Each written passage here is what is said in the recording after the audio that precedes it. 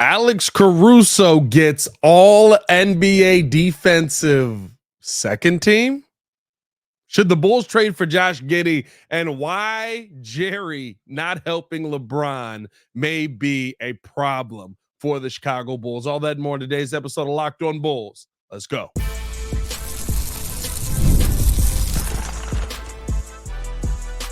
You are Locked On Bulls, your daily Chicago Bulls podcast. Part of the Locked On Podcast Network, your team every day.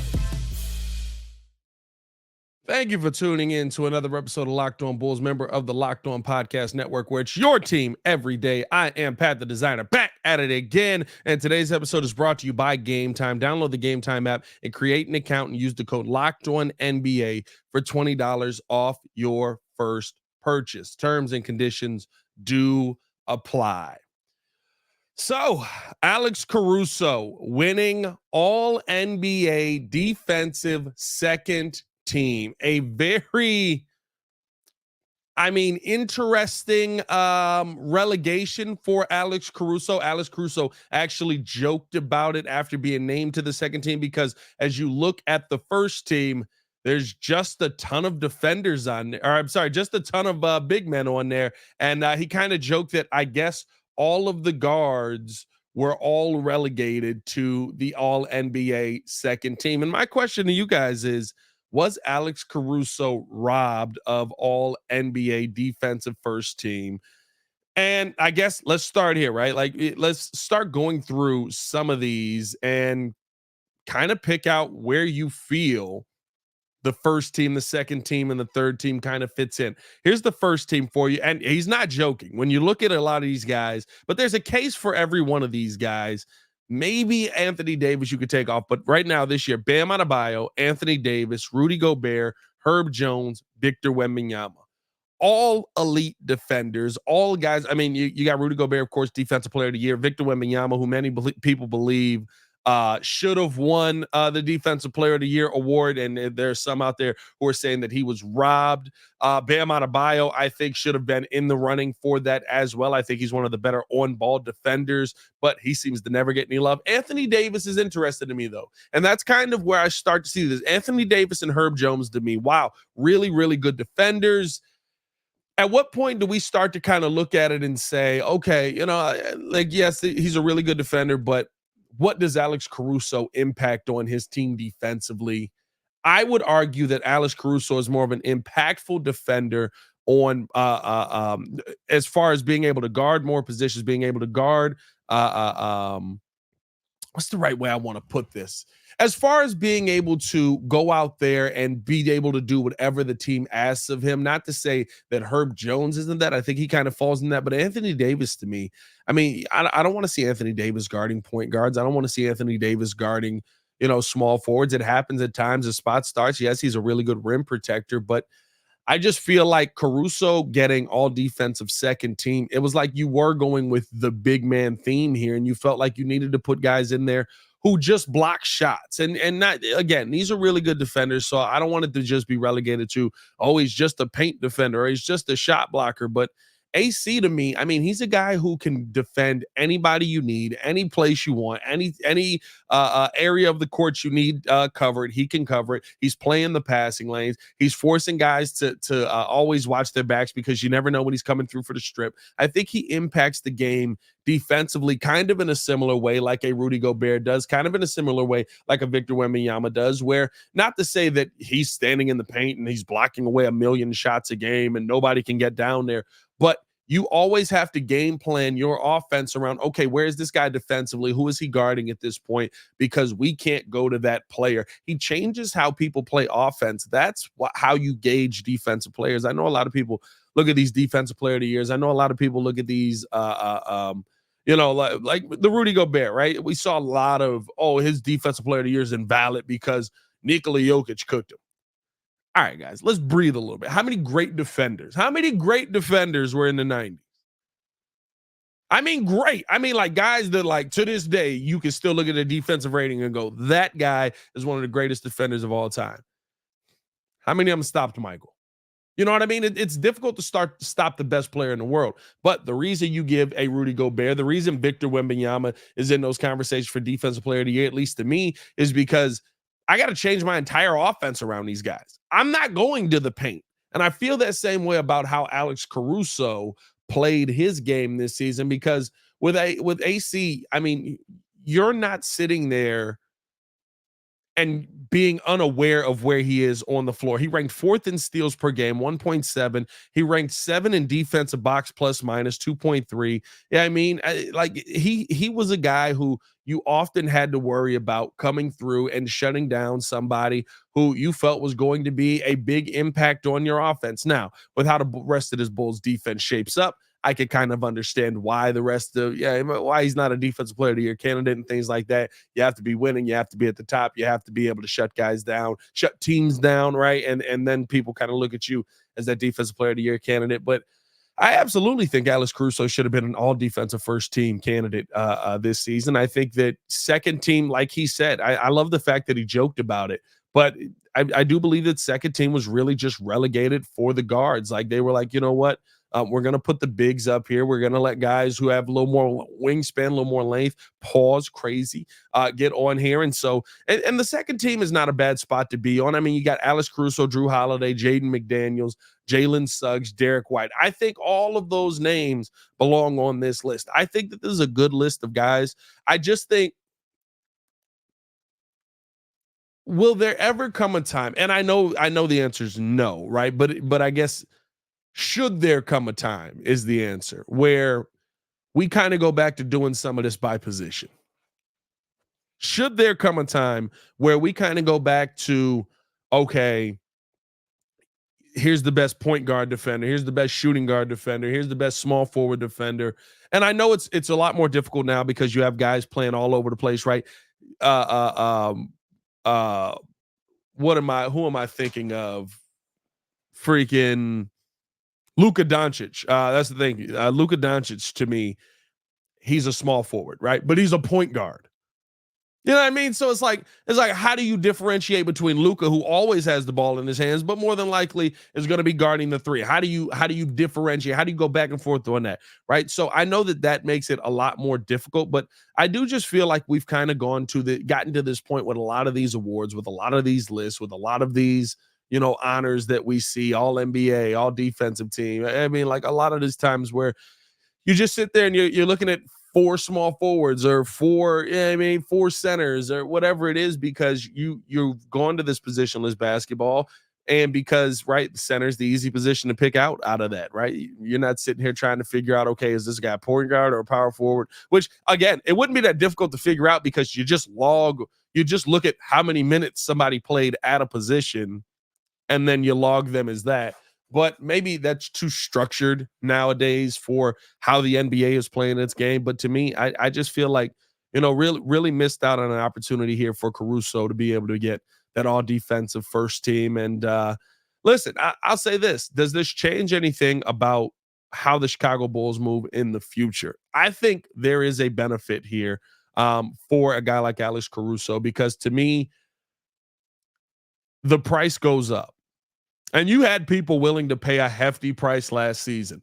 But I think that the price goes up if you were to move on from an Alex Caruso. I think that the price goes up if teams are calling for Alex Caruso. And I think that does benefit the Chicago Bulls. I guess how it benefits Alex Caruso is he doesn't have to sit here and come into a team that's probably going to win 37 games next season. But that's a whole different conversation for a different day. But I don't know, man. Like I look at this for AC. I look at this for for the future of the Bulls as a good thing. I'm glad that AC was able to get the honor of being an all defensive second team. Also won Hustle Player of the Year this year. So he's getting honored with a lot of stuff this year. It's very interesting. I feel like they gave him the Hustle Player of the Year because they knew they were putting him all defensive second team as well. There's also that to me. Coming up on the show, Josh Giddy rumors are flying around. Apparently OKC will be shopping Josh Giddy this summer, but is that going to mean that the Chicago Bulls should dip their toe into the Josh Giddy trade market? You notice how I said that the right way? We're not dipping our toe into people, just into trade markets. We'll talk about that and more coming up. But first, I got to tell you guys all about Game Time. Game Time is the place where you can get your tickets so easy. I mean, listen, when you're talking about last minute deals, when you're talking about flash deals, zone deals, seat views, all in pricing, there is no better place to go than Game Time right now. On these last minute deals, you can save up to 60% off buying last minute tickets for sports, concerts, comedy, theater, anything that you can think of. Game Time has it. They also have flash deals where you can save even more with non-exclusive in-app deals on select deals ahead of the game or event. All-in pricing Kit is a feature that shows you all of your pricing up front. None of that. You get to the end and you're like, oh, I'm paying $150, and then really you're paying $225 because all of a sudden for 4 tickets, the taxes and the breathing fee and the drink fee and the watch fee and the stare fee and all of those extra fees start to add themselves into there. I also love the seat view. I've talked about this a couple of times. Get a panoramic view from your seat before you buy in the app. There is no question that you need this, because if you don't want to know where you're sitting, what are you buying tickets for? You know what I mean? Like, it's got to be it's got to be an NBA Finals game for me to not care about where I'm sitting. And even then, I care about where I'm sitting because I could be sitting on my couch. Lowest prices guaranteed, or Game Time will credit you 110% of the difference for your tickets. Download the Game Time app today, create an account, and use the code Locked On NBA for $20 off your first purchase. Terms and conditions do apply. Again, create an account and redeem the code LOCKEDON NBA for $20 off. Download the Game Time app today. Last minute tickets, lowest prices guaranteed.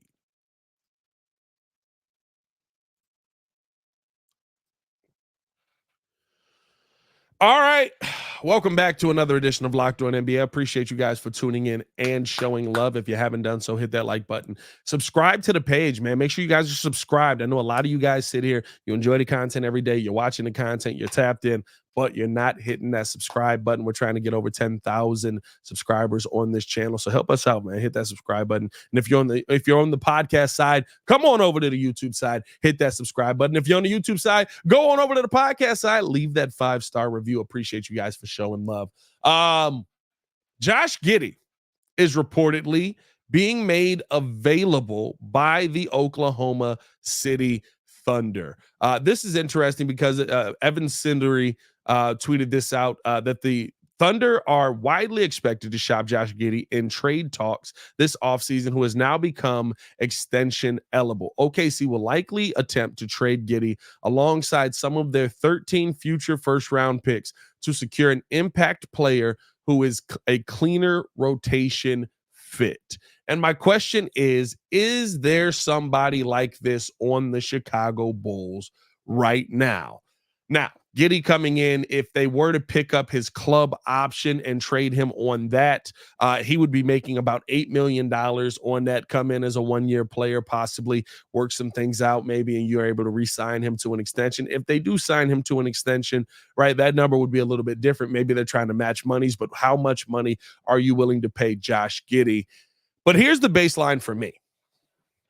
And I know there's so many 18 jokes coming on this episode. But when I look at a guy like Josh Giddy, I do believe that there is a value, there is a talent there that the Chicago Bulls could utilize. And the reason that I say this, and I know he had down games, he was horrible against the Mavericks, but he kind of went from being that guy who always had the ball in his hands, always was able to operate and run the offense, to more of a, hey, listen, kind of, you're in the background, buddy. You're kind of just back there, and make sure that you don't screw up. But I love the fact that there's a guy who is available all of a sudden, who has been a pretty good passer, a 6+ assist guy at times, a solid rebounder, a guy who shoots a decent percentage. He's not an elite shooter, but I'm not looking for him to be an offensive player, but who last year was averaging 16 points per game when he was being an offensive player. How he was able to get to the bucket, how he was able to score, how he was able to facilitate, the fact that he can be somebody who is an offensive player who I think plays also a little bit of solid defense. It's not great. I'm not going to sit here and tell you that Josh Giddy is a clamp, but I think that you could get somebody in here who could run this offense, who could feel, like that point guard position is a little bit more comfortable for you than you've seen in the past. and who can get everybody else involved. I think that that's very important for what this Bulls team wants to do. We saw how the point guard position leaving this team really affected Lonzo, or really affected the rest of this Bulls team and how they wanted to run their system. I think that this would be a very intriguing get for the Chicago Bulls if they were able to do it. And the question is, what level of player would you be willing to part with for a guy like Josh Giddy? Now, all jokes aside, let me know your comments in the comments below. Do you think that Josh Giddy would be somebody interesting for the Chicago Bulls to go out there and get as a point guard for this team? To me, and this is just based on the money that is currently on the table, I would be willing to move somebody like an Io DeSumo. I would be willing to move somebody like an Alex Caruso for a guy like Josh Giddy. And the reason that I say this is because I think that, one, when we talk about Caruso's value going up, I believe if you were to move Caruso for a player like Giddy, one, you're able to get some of those first round picks that they're talking about because, like I said, the price goes up. And two, right, they get their impact player. They get that guy who's a rotation fit. They get that guy who can go out there defensively and be able to do some really good things, but still contribute offensively, maybe even still holding on to that facilitating that they're looking for, because Shea's going to have the ball in his hands, but AC can absolutely be an off-ball passer, facilitator, you know what I mean? Like, there's a lot of good things that AC is able to do. And I'd be willing to make that move because I think Josh Giddy gives you a little more future security as far as a point guard on this team. Now you're allowing Kobe White maybe to play a little more off ball, be able to play kind of that combo guard role. I love that. Maybe in this situation, you're holding on to a guy like DeMar DeRozan, or you're holding on to a guy like Zach LaVine, but you are changing up the core, right? Like, you're changing up kind of the core of how things work. And you're going back to, okay, we had a point guard in this situation. When we had a point guard, this thing seemed like it worked. I don't know if it worked all that well, but it seemed like it worked. And Josh Giddy coming to the Chicago Bulls, I think that he would be somebody who would constantly have the ball in his hands, constantly be able to make, be the playmaker on this team. If you need Kobe White to kind of step in that scenario, I'd be fine with that as well. If you hold on to Io DeSumo in that scenario, right, maybe you can have a starting lineup that is Josh Giddy, Kobe White, and you go, I guess I said you're holding on to DeMar DeRozan here. So you got DeMar DeRozan, P. Will, and Nikola Vucevic, or some variation, right? I'm still under the assumption that they're trying to move Zach LaVine, that he's the piece that they're more willing to move on from. But I think Josh Giddy brings the value of your team up. Listen, somebody who can run the point guard position is a lost gem in this NBA, and we've seen how point guards have really affected. So a true point guard has really affected some of what how a lot of NBA players have kind of taken that next step. You see when Devin Booker got with Chris Paul, right? When a lot of guys were able to get with Russell Westbrook. When you look at those point guards who are looking to make the pass, those guys don't really exist anymore as nearly as much. But I'll say this, right? Even how Tyrese Halliburton really elevated people's games. I know he lost last night, but how Tyrese Halliburton was able to elevate guys' games by him showing up in Indiana. Yes, he's a scorer, but also one of the best facilitators in the NBA. He gets guys involved. He gets his teammates involved. And so I think that's something that you would love to have as a value piece. I almost look at Josh Giddy, and I know that this is crazy, but I almost look at him as kind of like a very, very, very, very great value Jason Kidd. A guy who I'm not looking forward to be uber offensive, right? I don't need you shooting threes. I don't need you putting up 25 a night. What I do need you to do is making sure that you have everybody on this floor involved, that you have everybody on this floor at their peak, that you have everybody on this floor playing their game. And I think that Josh Giddy can bring that value. Again, I know down season, definitely took a step back this year, but I also believe that, first off, everything at the start of the season plays into that. And then minutes going down drastically this season. There's some differences that came in. There was a lack of belief with him in OKC, but there's also better talent in OKC. Can we see that change here in Chicago? I wouldn't be mad at a Josh Giddy trade. Also averages about a steal a game as well, so gets involved defensively. So I wouldn't be mad at Josh Giddy trade. Let me know your thoughts in the comments below. Do you feel like Josh Giddy would be a good addition to the Chicago Bulls team? And also let the jokes begin. Before we get into this final topic, where we got to talk about Jerry Reinsdorf basically just saying, I don't know if I'm willing to help LA. I don't know if I'm willing to help LeBron because of what it may mean for Michael Jordan's legacy. We got to talk about that coming up next. But first, we got to tell you guys all about BetterHelp. Listen, you guys know I am a huge proponent of therapy. I am a big fan, and that is where BetterHelp comes in. This episode is brought to you by BetterHelp. And I mean, it's we all carrying things, stresses, big and small. We keep them bottled up. They can start to affect us negatively. And when we keep things bottled up, right? You're just looking for that outlet to get away. That's where therapy can come in. It is a safe space to get things off your chest and figure out how to work through whatever's weighing you down. Now, the biggest thing about BetterHelp is it's so flexible. I mean, it's entirely online, designed to be convenient, suited to your schedule. Just fill out a brief questionnaire and get matched with licensed therapists and switch therapists anytime for no additional charge. Get it off your chest with BetterHelp. Visit BetterHelp.com/LockedOnNBA to get 10% off your first month. That's BetterHelp.com/LockedOnNBA to get 10% off your first month. That's BetterHelp, HELP.com/LockedOnNBA.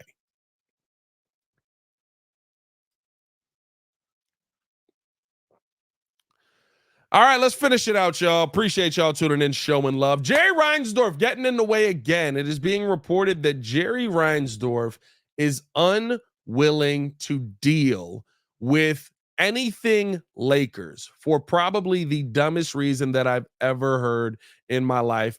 Eric Pickness of Bleacher Report reported this, that Chicago Bulls owner Jerry Reinsdorf won't make trades with the Los Angeles Lakers because he doesn't want LeBron James infringing on Michael Jordan's legacy. He doesn't want to help LeBron and the Lakers get better. Their owner doesn't want to help. He just doesn't want to help LeBron. And here's where that problem sets in, boys. Here's why that's a problem.